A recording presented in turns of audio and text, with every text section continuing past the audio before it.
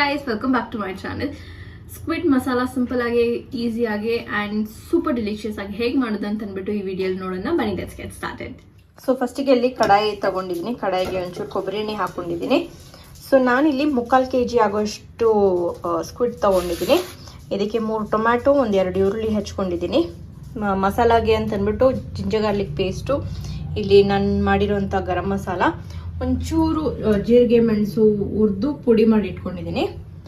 ಎಣ್ಣೆ ಕಾದಿದ ತಕ್ಷಣ okay, so ಇಲ್ಲಿ ಎಣ್ಣೆ ಕಾದಿದೆ, ಗ್ರೇಟ್.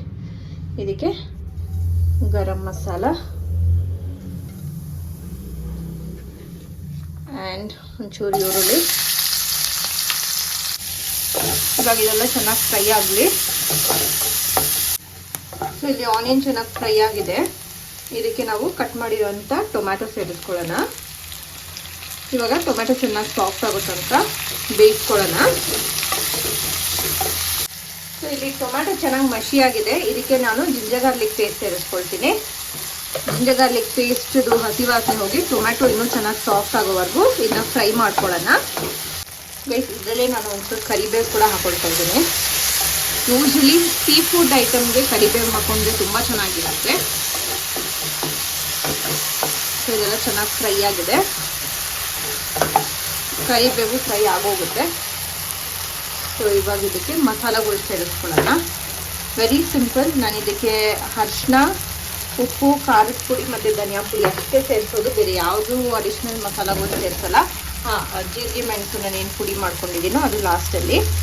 ಖಾರದ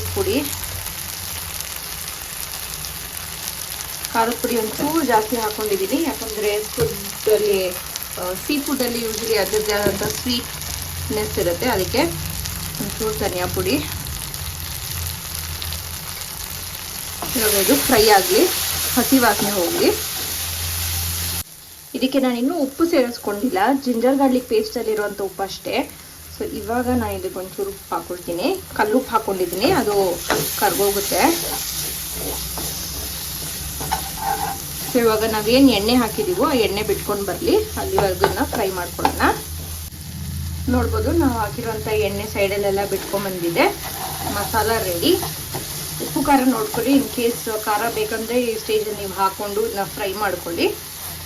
ಆ್ಯಂಡ್ ನಾವು we are going to put our squid ಸೇರಿಸ್ಕೊಳ್ಳೋಣ. ಇದಕ್ಕೆ ನೀಟಾಗಿ ಸ್ಕ್ವಿಡ್ಡು ಮಸಾಲ ಒಳಗಡೆ ಮಿಕ್ಸ್ ಮಾಡಿಕೊಂಡು ಒಂದು 10ರಿಂದ 15 ನಿಮಿಷ ಅಟ್ ಮ್ಯಾಕ್ಸಿಮಮ್ ಇನ್ನು ಬೇಯಿಸಿ, ಯಾಕಂದರೆ ಸ್ಕ್ವಿಡ್ಡು ಬೇಗ ಕುಕ್ ಆಗೋಗುತ್ತೆ.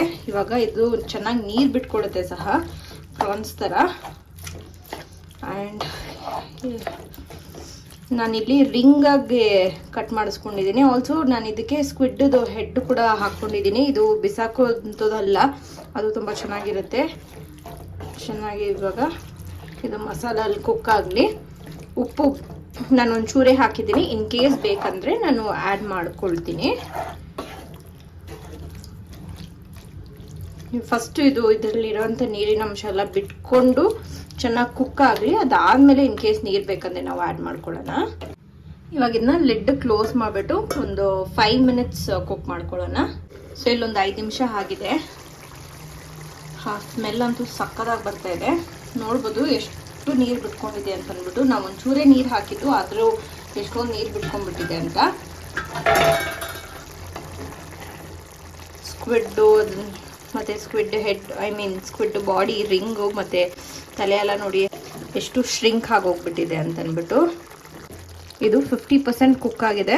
ಜಾಸ್ತಿ ಕುಕ್ ಮಾಡಿದ್ರೆ ಇದು ಚೂವಿ ಆಗೋಗ್ಬಿಡುತ್ತೆ, ತುಂಬ ರಬ್ಬರ್ ಥರ ಆಗೋಗುತ್ತೆ.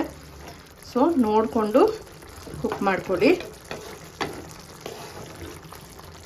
ಒಂಚೂರು ನಾವೇನು ಎಣ್ಣೆ ಹಾಕಿದ್ದೀವೋ ಆ ಎಣ್ಣೆ ಮೇಲೆ ಬರೋವರೆಗೂ ಕುಕ್ ಆದರೆ ಚೆನ್ನಾಗಿರುತ್ತೆ ಇದು. ಬಟ್ ಅಷ್ಟುವರೆಗೂ ಇಟ್ಬಿಟ್ರೆ ಇದು ರಬ್ಬರೇ ಆಗೋದು. ಇನ್ನೊಂದು 2 ಮಿನಿಟ್ಸ್, 5 ಮಿನಿಟ್ಸ್ ಇಂಟರ್ವೆಲ್ಲಲ್ಲಿ ನಾನು ಓಪನ್ ಮಾಡಿ ಮಿಕ್ಸ್ ಮಾಡಿದ್ದೀನಿ. ಆಲ್ಮೋಸ್ಟ್ ಇದಾಗಿದೆ.